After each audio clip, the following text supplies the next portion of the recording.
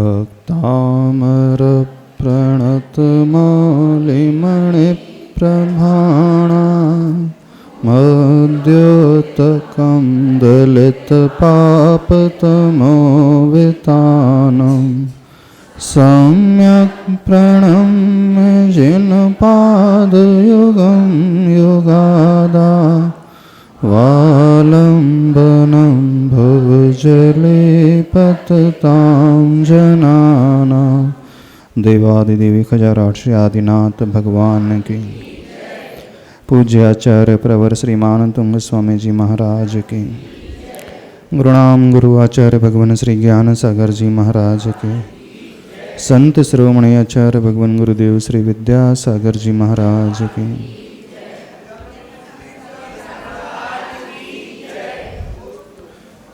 श्लोक नंबर 18। नित्योदयं दलितमोहमहान्धकारं गम्यं न राहुवदनस्य न वारिदानां विभ्राजते तव मुखाब्जमनल्पकन्ति विद्योतय जगदपूर्वशशाङ्कबिम्बम्। श्लोक का अर्थ, शब्दार्थ। नित्योदयम, नित्य ही जो उदित रहता है। दलित मोह महाअंधकारम, जिसने मोह रूपी महाअंधकार को दलित नष्ट कर दिया है, ऐसे वे आदिनाथ भगवान। और क्या विशेषता है? गम्यम न राहुवदनस्य, राहु के मुख के द्वारा जो कभी भी ढाके नहीं जाते हैं, कभी भी वो ग्रसे नहीं जाते हैं, उसके भी अयोग्य होते हैं। न वारिदानम, वारी का अर्थ होता है जल, जो जल को देने वाले होते हैं वारिद कहलाते हैं, जलद कहलाते हैं, यानी वे बादल।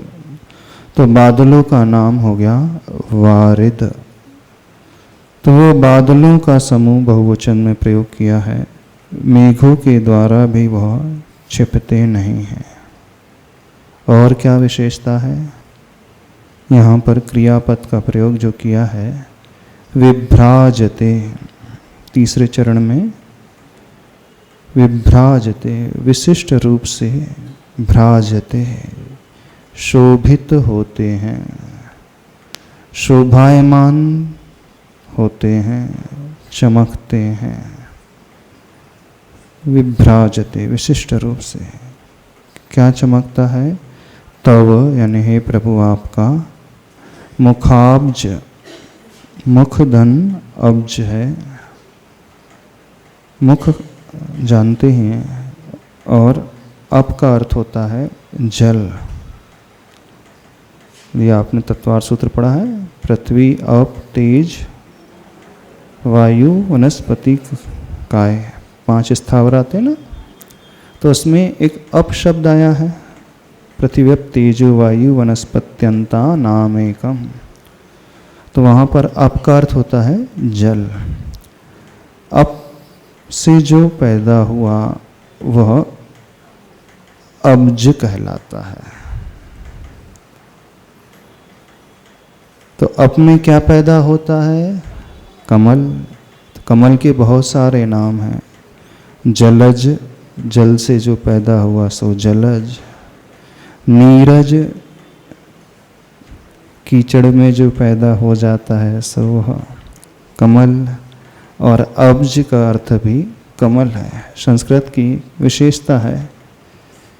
बहुत सारे नामकरण हो जाते हैं उसकी क्रिया के आधार पर, उसके जन्म के आधार पर, गुणों के आधार पर।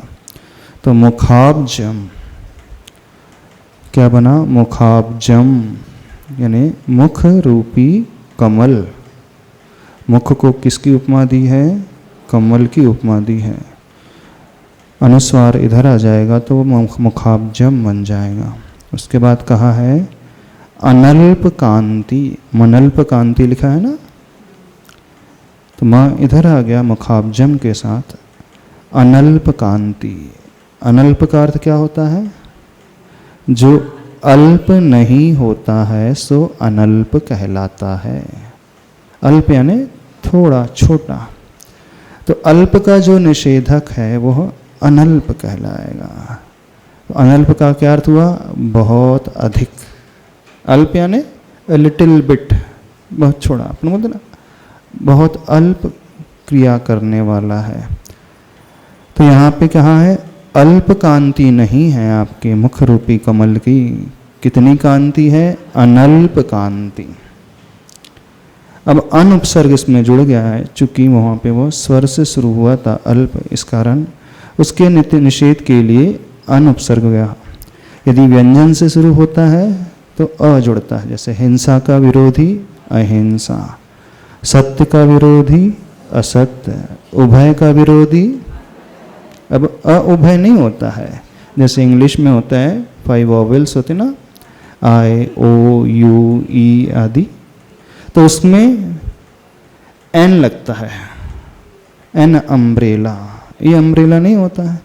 तो ऐसे ही यहाँ पर 5 स्वर हैं अ ई उ री री, तो इसका जब निषेध करना है तो वहाँ पर उपसर्ग अन का प्रयोग हो जाता है। और कोई अन्य लेटर होते हैं, व्यंजन होते हैं, जैसे हिंसा में तो व्यंजन ह है, तो वहाँ पे उसका निषेध हो गया अहिंसा। असत्य, अचौर्य, अनचौर्य नहीं कहा जाएगा, अचौर्य कहा जाएगा। तो यहाँ पर जो है अल्प कांति को निषेध कर रहे हैं आचार्य भगवान, तो कहेंगे अनल्प कांति, यानी आपके मुख रूपी कमल की कांति कितनी है? अल्प नहीं है, बहुत अधिक है, बहुत बहुत अधिक है। इसलिए वहाँ पे यहाँ पे आचार्य भगवान अनल्प कांति इसका प्रयोग कर रहे हैं। विद्योतयज, विद्योतयत है मूल में वो, चूँकि उसके पश्चात जगत अपूर्व है तो वो तकज हो जाता है, विद्योतयज बन गया, यानी द्योतन करने वाला। कहते ना द्योतन कर रहा है, प्रकाशित, द्योतित है। थोड़ा बहुत जानते हो संस्कृत हिंदी को? नहीं जानते, थोड़ा बहुत तो समझते हो ना। तो द्योतन करना यानी प्रकाशित करना। उसके आगे वी उपसर्ग और लग गया है, तो विद्योतयत यानी विशिष्ट रूप से प्रकाशित करना। क्या? जगत और अपूर्व की संधि हो गई तो जगत पूर्व बन गया, यानी इस संसार को, इस जगत को अपूर्व रूप से, जैसे वह शशांक बिंब है यानी चंद्रमा का बिंब है, वह अपूर्व चंद्रमंडल है, शोभित होता है। क्या शोभित हो रहा है?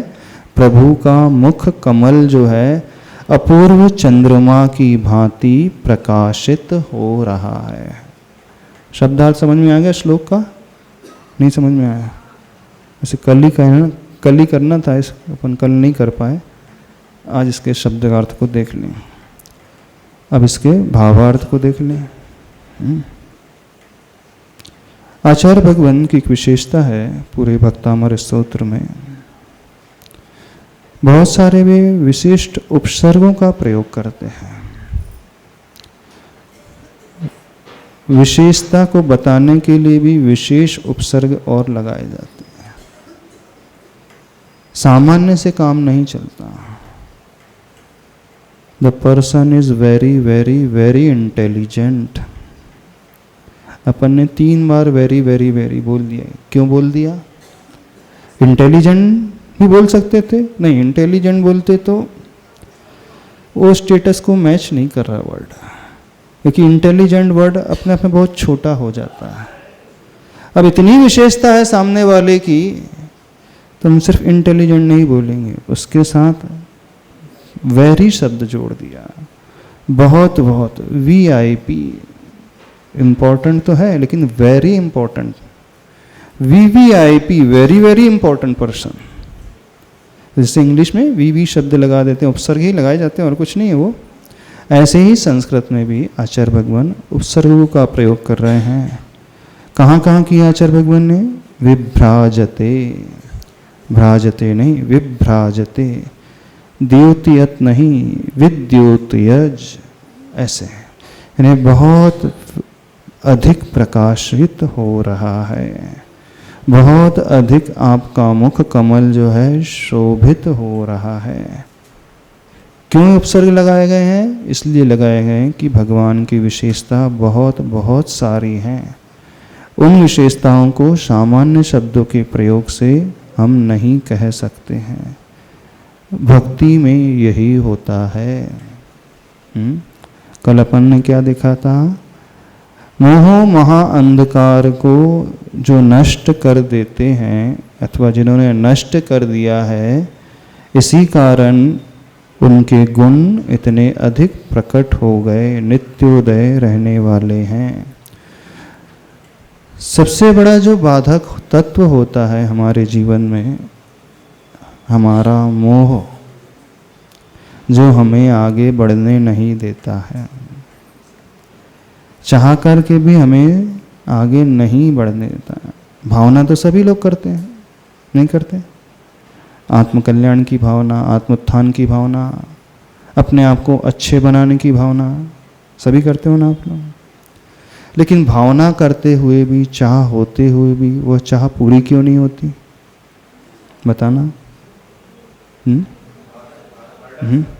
बहुत सारे हर्डल्स हैं, बहुत सारे रोड ब्लॉक्स हैं आगे बढ़ने के लिए जो रोक देते हैं। और सबसे बड़ा हर्डल है हमारा मोह। सबका मोह ही है सबसे बड़ा हर्डल है, नहीं है? आप भी चाहते हैं ना? ऐसा कितने लोग भगवान बनना चाहते हैं? हाथ खड़े करें, हम देखने के साथ। कितने लोग मोक्ष जाना चाहते हैं? जाते हो? नहीं, बहुत सारे लोग नहीं चाहते, नहीं चाहते ना, तो फिर जा क्यों नहीं रहे हो? क्यों जाना चाह रहे हो तो जा क्यों नहीं रहे हो? हाँ, अब हम बताएं, जितने लोगों ने हाथ खड़े किए, बहुत सारे लोगों ने झूठ मूठ में हाथ खड़े कर दिए। सत्य कह रहे हैं, जाना चाहते हो? अच्छा, ऐसे मोक्ष में जहां कुछ भी नहीं रहेगा, जहां पति नहीं, पत्नी नहीं, भोजन नहीं, घूमना नहीं, फिरना नहीं, एंटरटेनमेंट के साधन नहीं रहेंगे, बात करने वाला कोई मिलेगा ही नहीं, अकेले बैठे बैठे बोर हो जाओगे, क्या करोगे वहाँ? हाँ, अकेले बैठे बैठे कोई कहीं आना जाना नहीं, कहीं खाना पीना नहीं, घूमना फिरना नहीं, किसी से बात नहीं करना, किसी से मिलना ही नहीं। इमेजिन करो, कुछ नहीं है जहां, नथिंग इज देयर, कुछ भी नहीं है। न परिवार है, न बच्चे हैं, न पति है, न पत्नी है, न दोस्त है, न दुकानदारी है, कुछ भी नहीं है। टेंशन भी नहीं है, हाँ टेंशन भी नहीं है। हाँ, कुछ भी नहीं है वहां पर। सोचो क्या मिलेगा वहां? कुछ भी नहीं है। जो जो आप यहाँ पे भावना भाते हो, जो जो आप चाह रहे हो, अभी तक जो आपने चाहा है वो कुछ भी न मिलेगा। क्या क्या चाहा है आज तक आपने दुनिया में? बताना।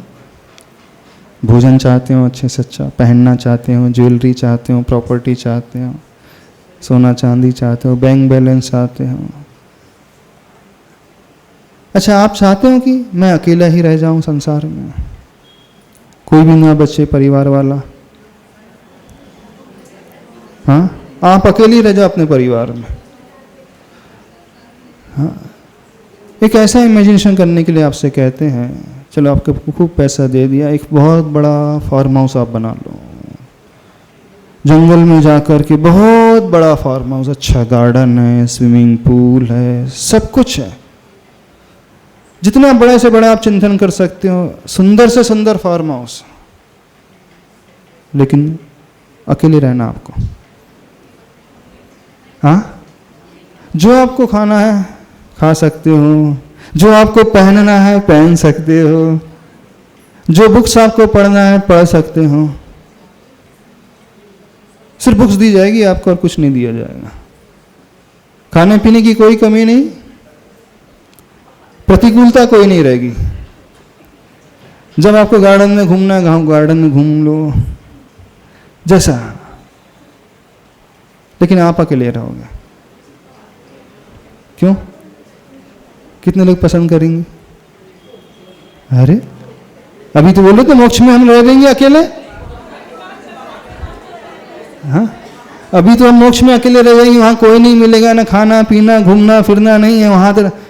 अब जिसे वहां रहने की इच्छा है, और वो एक दिन की बात नहीं है, 2 दिन की बात नहीं, 1 वर्ष की बात नहीं, 2 वर्ष की नहीं, अनंतानंत काल के लिए।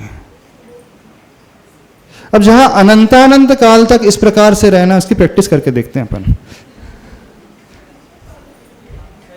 नहीं, प्रैक्टिस करके देखते, क्या परेशानी है? जहां रहना है ना अनंतानंत काल के लिए, कोई परेशानी नहीं, कोई प्रतिकूलता नहीं रहेगी, तो आनंद आएगा कि नहीं? प्रैक्टिस करके देखते हैं 1 दिन के लिए। हाँ, 1 दिन अकेले, 24 आवर्स के लिए नहीं रह पाओगे, 24 घंटे भी नहीं रह पाओगे। अच्छा, 1 महीने के लिए नहीं। क्यों 1 महीने के नहीं रह पाओगे? भोजन की कोई कमी नहीं मिलेगी, जो आप डिमांड करोगे आपके लिए सर्व कर दिया जाएगा। बस वहीं उसी फार्म हाउस में रहना, आपको कुछ नहीं करना, सारी फैसिलिटी आपके लिए मिल जाएगी और कुछ करना नहीं है। वहां तो वो भी नहीं मिलेगी मोक्ष में तो। हाँ, नहीं तो जब वहां हमें ऐसा रहना है तो हमें भीड़ में अच्छा लगता है कि एकांत में अच्छा लगता है? समझना। अब वो ये सोचता है कि यहाँ कोई कंपनी होना चाहिए, कोई साथी संगाती चाहिए है। हाँ, अच्छा, वहां पे बहुत सारे साथी, वहां तो भीड़ ही भीड़ भरी है, सिद्धों की भीड़ ही भरी है वहां पे। ऐसा अनंतानंद सिद्ध राशि है, अनंतानंद सिद्ध परमेष्टि है, तो एक दूसरे से मिलते होंगे, गपशप करते होंगे, बेटे यहाँ कैसा चल रहा है, हाउ आर यू, बढ़िया, सब ठीक ठाक तो है, कोई परेशानी तो नहीं, धर्म ध्यान कैसा चल रहा है, ऐसा ऐसा बातचीत होती होगी। अच्छा, तत्व चर्चा होती होगी, 7 तत्व होते हैं, 6 द्रव्य होते हैं, 9 पदार्थ होते हैं, 5 अस्तिकाय होते हैं, ये चर्चा चलती होगी। सिद्ध भगवान दूसरे सिद्ध से क्या चर्चा करते होंगे? प्रथमानियोग की, कर्णानियोग की, चरणानियोग, द्रव्य नहीं। आप बोले ना भीड़ रहती है वहां पे, नहीं भीड़ रहती तो फिर क्या है, आपस में बैठ करके थोड़ा सा गपशप, मूड फ्रेश कर लेते होंगे, बहुत हो गया। अनंत काल तक बैठना, आप क्या एक ही आसन में बैठे रहना, बोर हो जाएंगे, तो 1 घंटे बैठ करके फिर थोड़ा सा टहल लेते होंगे, वो उनकी सीट में चले जाते होंगे, वो उनकी सीट में चले जाते हैं। 45 लाख योजना है ना सिद्ध सिला, बहुत लंबा एरिया है। हाँ, इतने लंबे एरिया में घूम फिर के आ सकते होंगे, ऐसा है? कैसा है? तो भीड़ है तो क्या है इसका मतलब? मिलते जुलते होंगे। अच्छा, अकेले तो नहीं है, तो अकेले तो नहीं, इसका अर्थ यही हुआ ना, आपस में मिलते जुलते होंगे, मन बहलाते होंगे। फिर से सोचना, सिद्ध वो है, सिद्ध जगह, सिद्ध स्थान वो स्थान है जहां कोई नहीं मिलेगा, कोई फैमिली नहीं, इवन हमारा शरीर भी नहीं, पंचेंद्रिय के कोई विषय भी नहीं रहेंगे। चलो, कुछ भी नहीं मिलेगा, क्या करोगे ऐसी जगह जाकर के? सोचो थोड़ा सा। जब लोग ऐसा सोचना शुरू करते हैं, इस कारण वो बोर हो जाते हैं, बोले नहीं ऐसे जगह नहीं जाना है। बोले ठीक है, सागरोपम तक की आयु बढ़िया है, 16वें सर्ग चले जाएंगे, 31 सर्ग वाली आयु बढ़िया है, वहाँ कम से कम नहीं, 31 स्वर्ग में नहीं जाना। बोले कहाँ तक जाना है? 16वें स्वर्ग तक ठीक, बोले जहाँ देवियाँ रहती हैं। बोले ऊपर तो वो भी नहीं है। हाँ, बोले ऊपर वो तो अहमिंद्र है सारे के सारे, वहाँ भी बोर होते होंगे, क्या करेंगे? बोले क्यों राजेश जी, कहाँ जाना है? 16वें तक ही है, परिवार रहता है, आना जाना है, घूमना फिरना है, तो बोले ऊपर अहमिंद्र भी नहीं बनना है। ऐसे है ना? थोड़ा और सोचते, 12वें स्वर्ग के ऊपर भी जाके क्या करेंगे? हाँ, क्योंकि वो स्वर्ग के देवी विमान से कहीं गमनागमन करते नहीं, वहीं रहते हैं। 12वें के नीचे ठीक है। हाँ, फिर थोड़ा सोचते अरे 12वें तक भी जाके क्या करेंगे, वहां तो मन से ही प्रविचार होता है। बोले काया प्रविचारा ऐशाना, तो पहला दूसरा ठीक है बोले। हाँ, पहला दूसरा सर ठीक है, वहीं तक सब बढ़िया रहता है। तो लोग कहां तक जाने के, दूसरा सर तो ठीक है महाराज जी, उससे ऊपर नहीं, है ना। सुविधाएं वहां पर है, फैसिलिटी वहां है, इंद्रियों के विषय वहां पर है, आनंद तो वहां पर है, बाकी ऊपर क्या आनंद है। जैसे जैसे वो सोचते जाते बोले, और मोक्ष तो जाना ही नहीं है, वहां तो बोरियत, बोर होने के अलावा कुछ बचेगा नहीं, वहां तो जाने नहीं। कई लोग ये कहते हैं हमको मोक्ष जाना ही नहीं है, कई लोग कह जाते हैं, आप लोगों से भी कई लोग कह जाएंगे। और हम धीरे से पूछेंगे, देखो कुछ नहीं मिलेगा, फिर सोच लो जाना चाहते हो। पति नहीं रहेगा, पत्नी नहीं रहेगी, बच्चे भी नहीं रहेंगे, जो आपका मनपसंद भोजन है वो भी नहीं मिलेगा, शरीर भी नहीं रहेगा, क्या किसे सजाओगे, हाँ, श्रृंगार किसका करोगे, कुछ नहीं मिलेगा, कोई देखने वाला ही नहीं रहेगा। बताओ, जब कोई देखने वाला ही नहीं तो फिर क्या मतलब है ऐसी जगह जाकर के। बहुत सारे लोग तो जाना ही नहीं चाहते, आप में से भी नहीं जाना चाहते। अच्छा, अब हाथ खड़े करने, रियली कितने लोग जाना चाहते हैं, जाना। तो ऐसा करें, 1 महीने की प्रैक्टिस करें अपन अकेले रहने की। क्षेत्र में जाकर के, किसी सिद्ध क्षेत्र में, अतिशय क्षेत्र में जाकर के, बस रूम से बाहर नहीं निकलना। हाँ, कोई एंटरटेनमेंट का साधन नहीं रहेगा, सिर्फ अकेले रह सकते हो। हाँ, वहाँ तो पगला जाएंगे बोले। अच्छा, पागल हो जाएंगे, तो कोई ना कोई साथी संगाती चाहिए मन बहलाने के लिए, बात करने के लिए, नहीं तो पागल हो जाएगा व्यक्ति। कहने का अभिप्राय यह है, अंदर से अधिकांश लोग चाहते ही नहीं है स्वर्ग मोक्ष जाना। बड़ा कड़वा सत्य बोल रहे हैं, बड़ा कड़वा सत्य बोल रहे हैं, अधिकांश लोग चाहते ही नहीं है। वो तो संसार में ही रहना चाहते हैं, जहां सर पंचेंद्र के विषय बढ़िया सब कुछ फैसिलिटी है। यदि हम अंदर से मोक्ष जाना चाहते हैं तो फिर एकांत में रहना क्यों नहीं पसंद करते? क्यों हमें भीड़ पसंद है? हाँ, क्यों हम भीड़ का इंतजार करते हैं, क्यों हम कंपनी का इंतजार करते हैं, कोई आए हमारे पास आकर के बैठे, कोई हमें देख ले, हमसे हाल हमारे पूछ ले, इसकी ललक क्यों रहती है? रहती है ना। इसका अर्थ है परस्पर विरोधी बातें चल रही हैं, समझना इस बात को।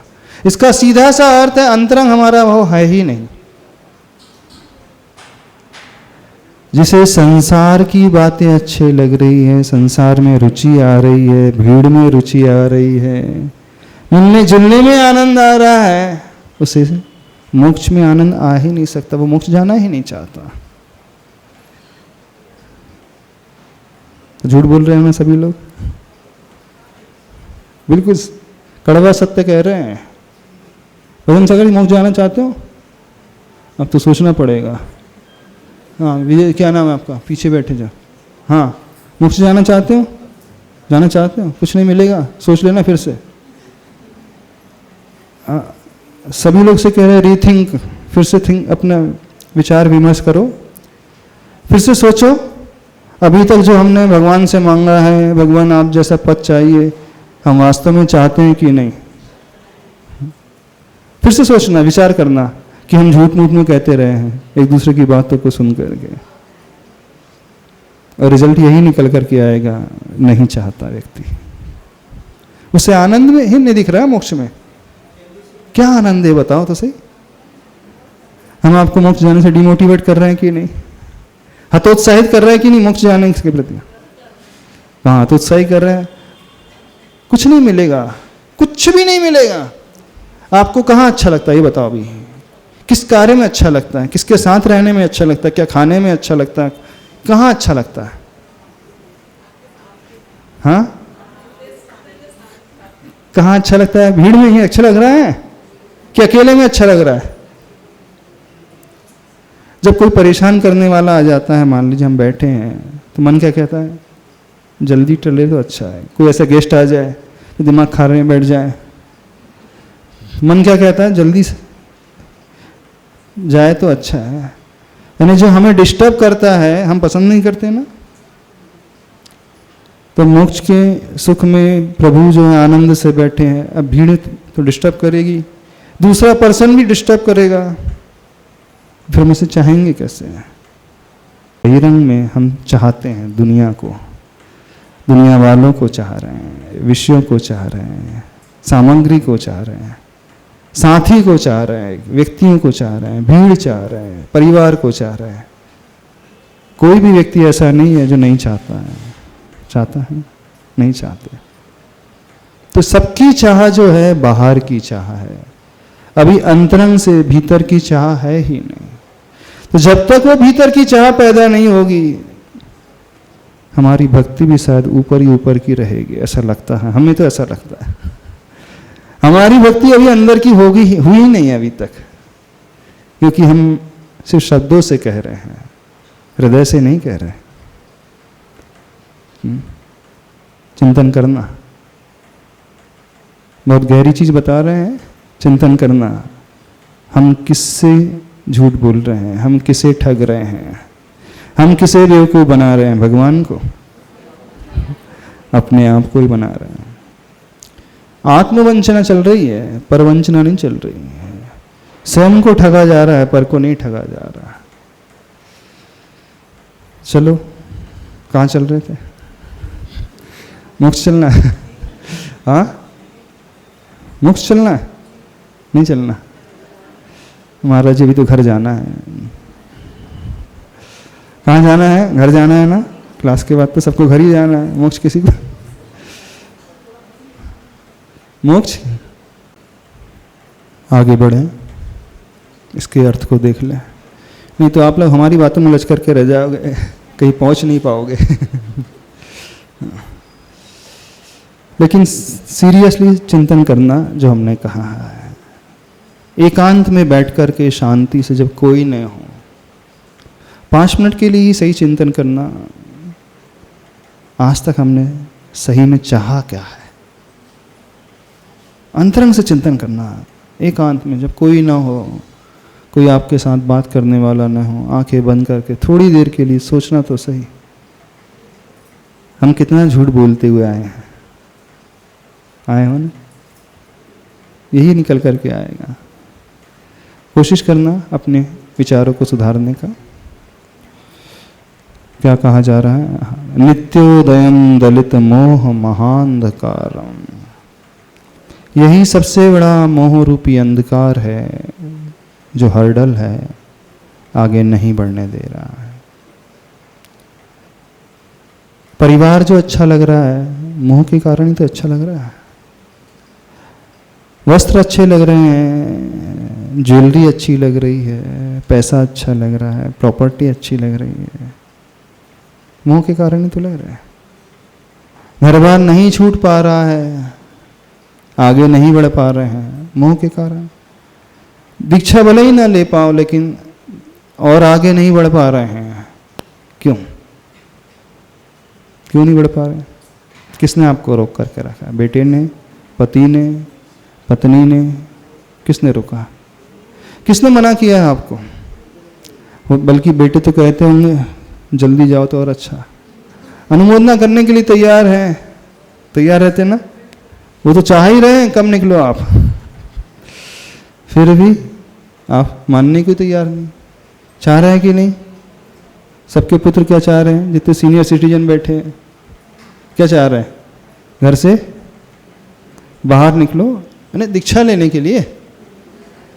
इस हिसाब से चाह रहे होंगे, और किस हिसाब से चाह रहे हैं?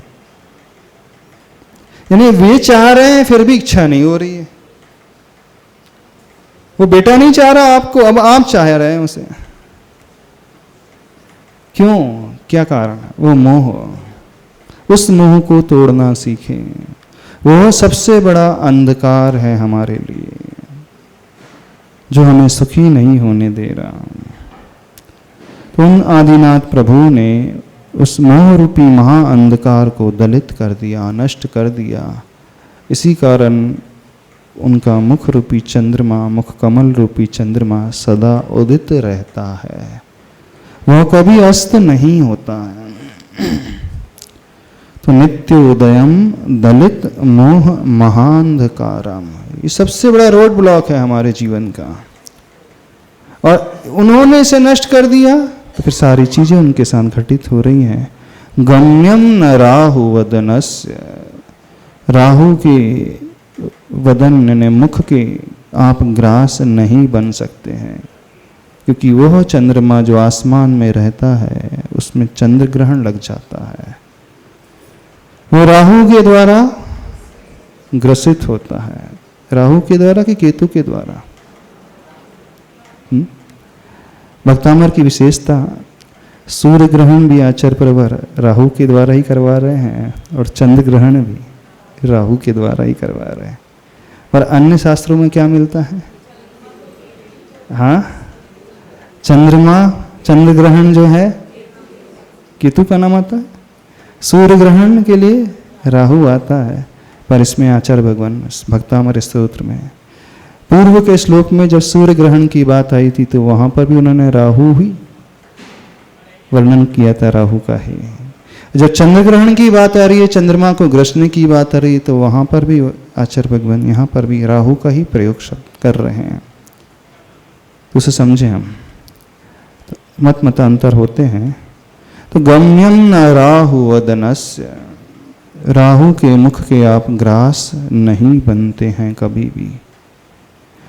गम्यम न वारिदानाम, वारिद का अर्थ होता है जो जल देने वाले मेघ, और वारिदानाम मेघों का समूह। उस चंद्रमा को तो मेघों का समूह ढांक देता है रात्रि के समय, लेकिन आप ऐसे चंद्रमा हैं, चंद्रबिंब हैं कि मेघों के द्वारा कभी भी आच्छादित होते ही नहीं हैं। जो मेघों से आच्छादित नहीं होते हैं, राहु से ग्रसित नहीं होते हैं, फिर कैसी है उनकी कांति? मुखाब्जम अनल्प कांति, आपके मुख रूपी कमल की कांति थोड़ी नहीं, बहुत बहुत ज्यादा है, बहुत बहुत अधिक है। उसकी हम कल्पना ही नहीं कर सकते, उसके बारे में हम सोच ही नहीं सकते। विभ्राजते, वह शोभित हो रही है, इस लोक में शोभित हो रही है, विशिष्ट रूप से शोभित हो रही है, सामान्य रूप से नहीं, विशिष्ट रूप से शोभित हो रही है।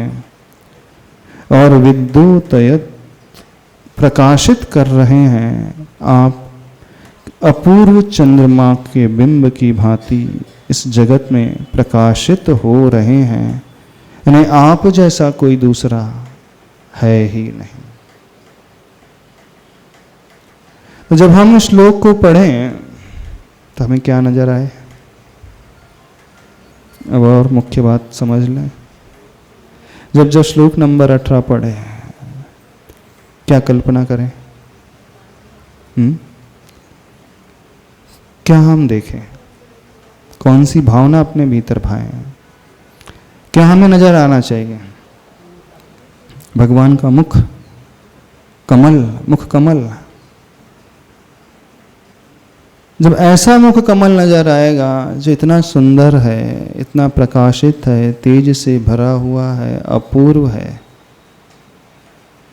तो उनसे दृष्टि हट करके कहीं जाएगी?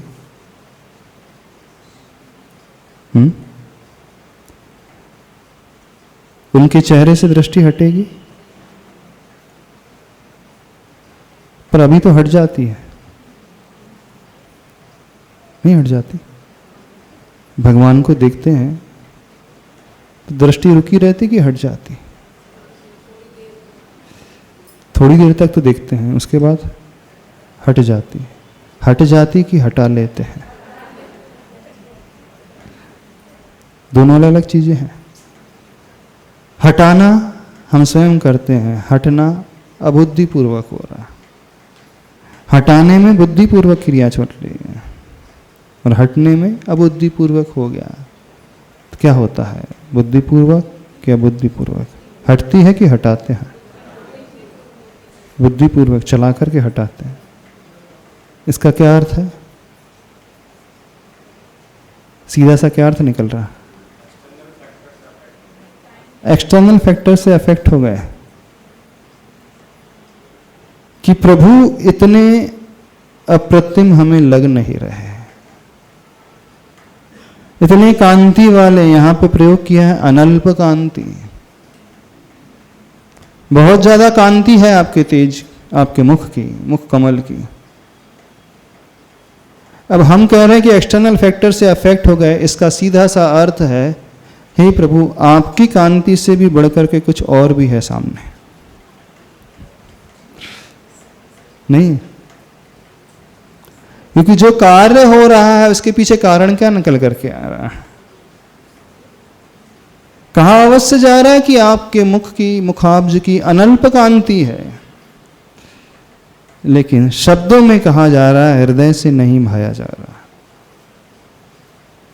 यदि हम हृदय से इस बात को स्वीकार कर लेंगे तो हमारी दृष्टि तो हटेगी ही नहीं, हम दृष्टि हटाएंगे ही नहीं। और हम हटा लेते हैं, हटती नहीं है। इसका अर्थ है पूरा विश्वास नहीं है श्लोक पे, ये तो ऐसा लगता है। अथवा प्रभु उस रूप में नजर नहीं आ रहे हैं, अथवा प्रभु आपसे भी कोई और अच्छा नजर आ रहा है। गलत तो नहीं कह रहे? रिजल्ट क्या निकल करके आ रहा है? या तो प्रभु वैसे नहीं दिख रहे हैं, अथवा हमारा विश्वास नहीं है, अथवा हमारी दृष्टि में आपसे भी बढ़कर के कोई और है। ये नजर आ रहा है, निकल करके यही आ रहा है। और यही होता है कि नहीं? अब ऐसी गर्दन क्यों हो रही है? स्वीकारो ना, हाँ ऐसे ही है। क्या परेशानी स्वीकारने में? तो हम भगवान को इस रूप में मान ही नहीं रहे अभी तो। और जब अंतरंग से भगवान को इस रूप में नहीं मानेंगे तो हमारी भक्ति हमें फल कैसे देगी? कहीं ऐसा तो नहीं लग रहा है कि हम, आपको लग रहा हो कि महाराज जी आप एकदम एक्सट्रीम की ही बातें क्यों करते हैं हमेशा? हाँ, कई लोगों के प्रश्न में उठता होगा कि हम जब भी बातें कर रहे हैं तो एकदम एक्सट्रीम की ही बातें कर रहे हैं, ऐसे प्रश्न उठ जाता है। हमारा कोई वजूद ही ठहराते नहीं है, वजूद लेस कर देते हैं। हाँ महाराज जी, हाँ नमोस्तु। महाराज जी, भगवान जी के दर्शन आंख बंद करके होना चाहिए, आंख खोल के होना चाहिए? क्योंकि दर्शन करते समय तो आंख अपने आप बंद हो जाती है। जिसमें आपका मन लग जाए। आंख खोल करके मन लग जाए तो आंख खोल करके कर लो, आंख बंद करके लग जाए तो आंख बंद करके कर लो, साष्टांग करते हुए लग जाए तो साष्टांग कर लो, पंचांग करते हुए लग जाए तो पंचांग कर लो, शीर्षासन करते हुए लग जाए तो शीर्षासन भी कर सकते। कहने का मतलब है शीर्षासन ही मोक्ष हो जाता है। यानी हमारा मन किसमें लग रहा है? बंद करके तो बंद न कर लो, खुली है तो खुली। भाव किसमें पैदा हो रहा है? आंखें खोल के भी हम देख सकते हैं प्रभु को इस रूप में, आंखें बंद करके भी देख सकते हैं। क्योंकि हमें जो देखना है, दिखेंगे नहीं भगवान, वो तो देखना पड़ेगा। दिखेंगे तो कुछ और ही। अब दिखने में तो चंद्रमा भी नजर नहीं आएगा, ना वहां से प्रकाश निकलता हुआ नजर आएगा, मूर्ति से कहां से निकल के आ रहा। अब वेरी प्रैक्टिकल बात कर रहे हैं। अब पाषाण की प्रतिमा है, ना वहां से सूर्य की भांति तेज टपकता हुआ दिखेगा, सही सही बात बता रहे हैं। नहीं चंद्रमा की भांति वहां से उद्योत नाम कर्म के उदय की भांति कोई एकदम सफेद कलर का प्रकाश आएगा क्या? तो पाषाण की प्रतिमा है, पाषाण की प्रतिमा में जो है जैसा बनावट, जैसी बनावट है वैसी दिखेगी। देखने में तो वही रहेगी, तो मायने ही मैटर ही नहीं करता आंख खोल करके कि आंख बंद करके। मैटर क्या करता है, हम क्या देख रहे हैं, हाँ, हम किस प्रकार से देख रहे हैं, क्योंकि वो देखना वहां पर जो उपस्थित नहीं है वो देखना है हमें, तो जो है नहीं वो देखने की कोशिश करना है। सत्य यही है, बिल्कुल सत्य यही है जो है नहीं। कि जब हम बुद्धि का प्रयोग करेंगे, किसी व्यक्ति को ला करके खड़ा कर देंगे जो बहुत अच्छा जानकार है, पुरातत्व विभाग से किसी व्यक्ति को ला करके खड़े कर दीजिए, स्पेशलिस्ट है, विशेषज्ञ है, जो पहचान करना जानता है मूर्ति के शिल्प की, उसकी प्राचीनता की, उसके पाषाण की, उसकी धातु की,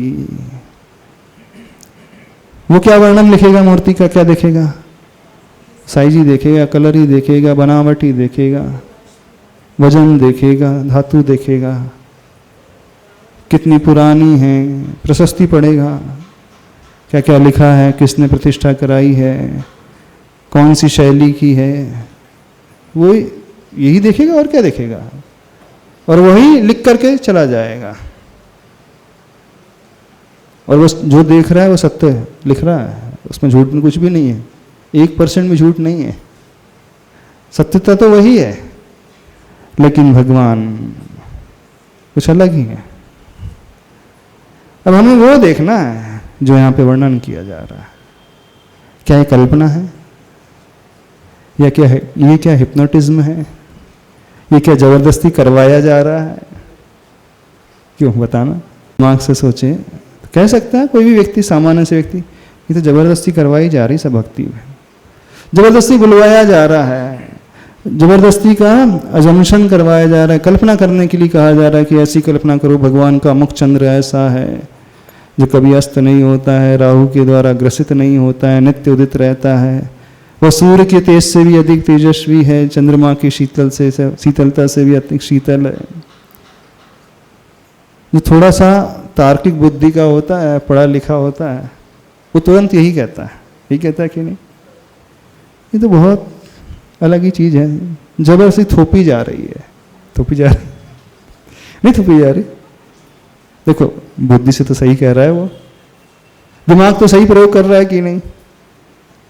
आचार्य भगवान कर हम कल्पना कर रहे हैं चंद्रमा की, सूर्य की, उसकी है शांत राग रुचि, पता नहीं क्या क्या आचार्य भगवान लिखते जा रहे हैं।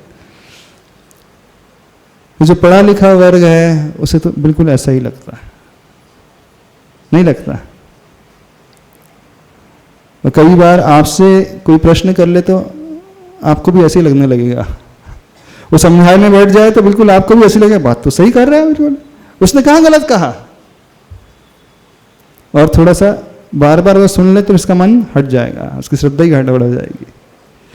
तो एक बात बताना, जो आप सुन रहे हैं, पढ़ रहे हैं, आपकी श्रद्धा तो नहीं गड़बड़ा रही,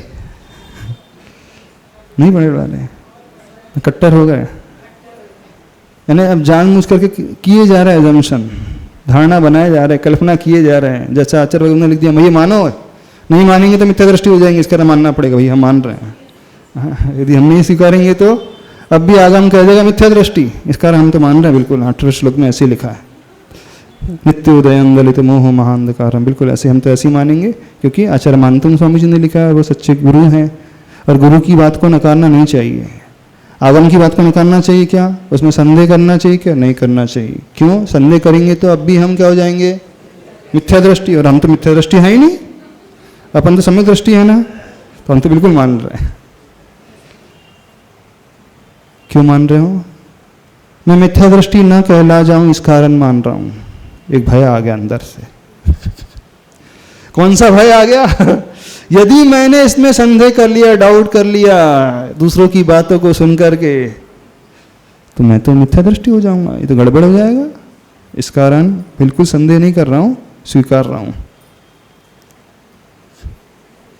ये बात आ जाती है ना, क्यों हम स्वीकार रहे हैं,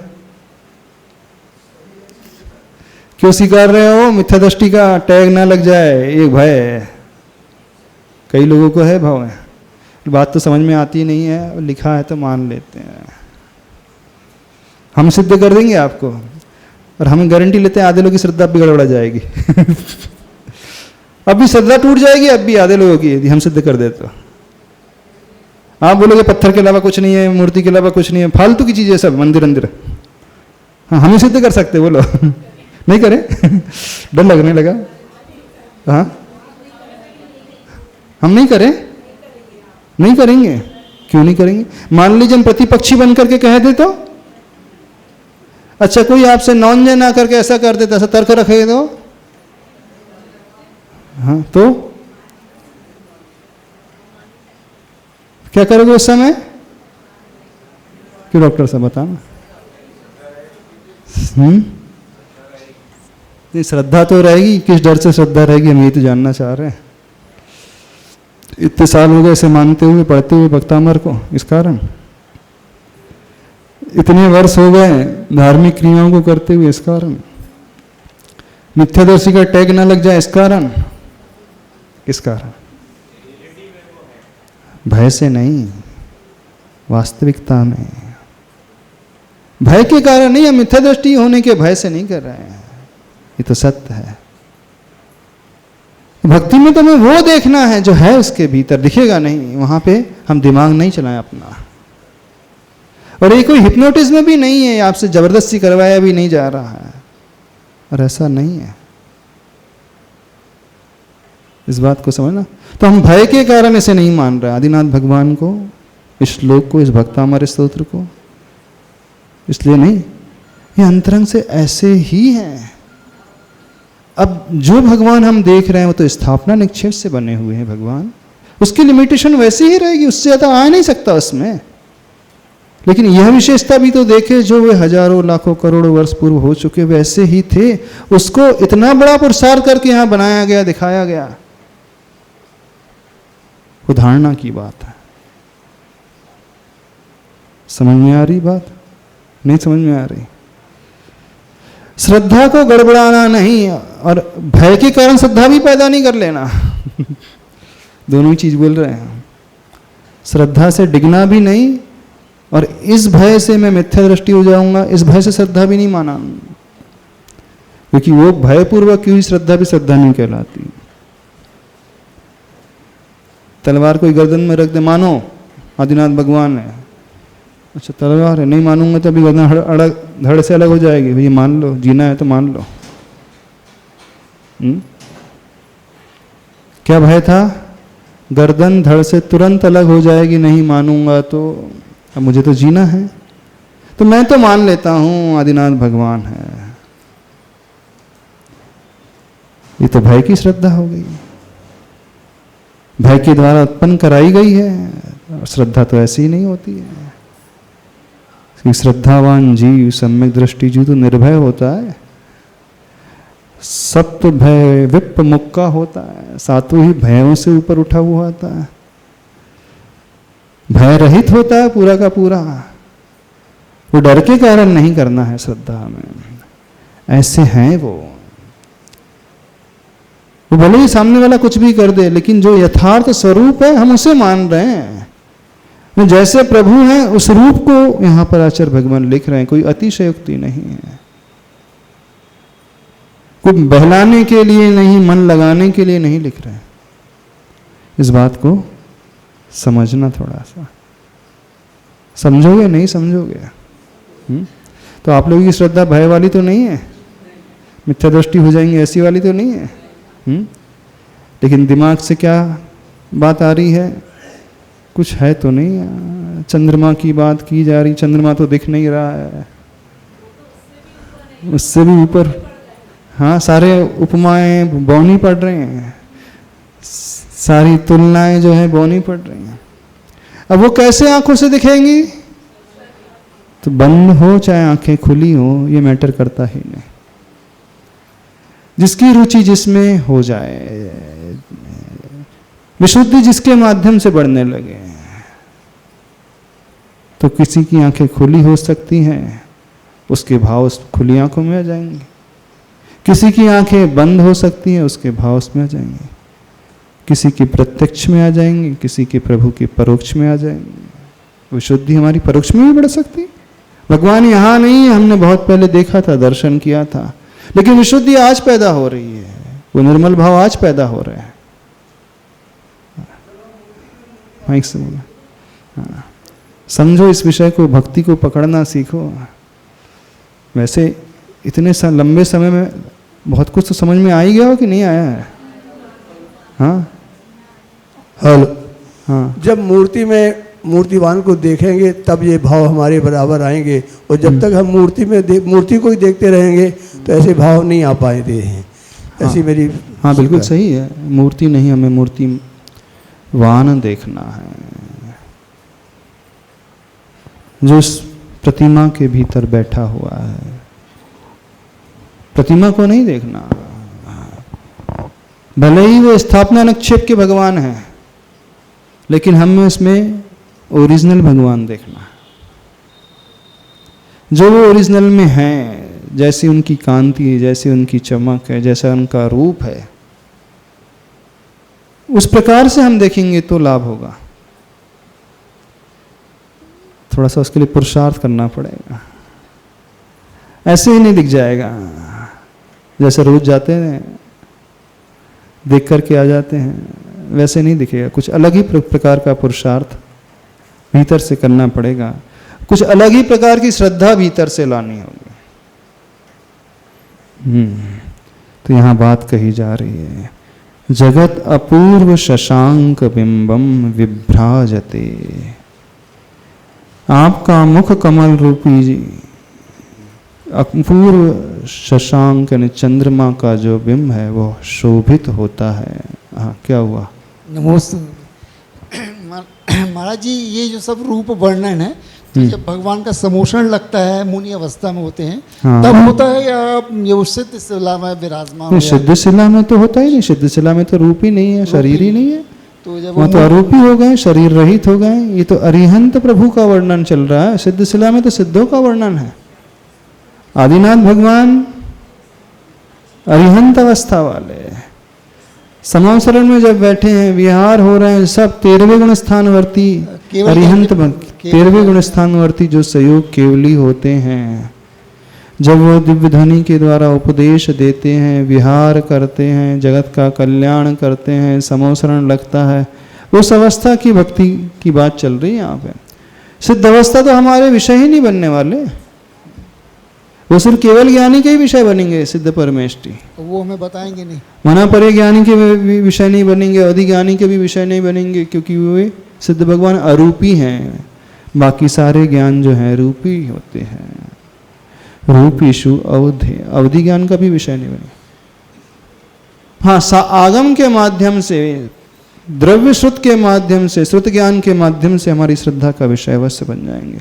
लेकिन प्रत्यक्ष में तो केवली भगवान ही उन्हें जान सकते, देख सकते, सिद्ध परमेष्टि को, और कोई नहीं जान। हाँ, सिद्ध भगवान जान सकते, देख सकते, बाकी संसारी व्यक्ति 11वें गुण स्थान से नीचे जो है वे नहीं देख सकते। समझ में आ रही बात? तो श्लोक समझ में आ गया? तो विशेषताओं को लेकर के आना है।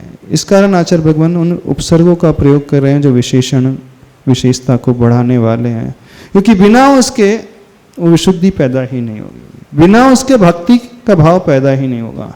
तो भक्ति के भाव में वो विशेषता प्रत्येक श्लोक में आचार्य भगवान कहीं ना कहीं उपसर्ग लाते ही हैं। स उपसर्ग ला लेंगे, वी ला लेंगे, न जाने उत्कृष्ट उसका समीचीन, हर जगह सम्यक, कहीं ना कहीं किसी में रूप से, कहीं किसी रूप से वो प्रयोग करेंगे।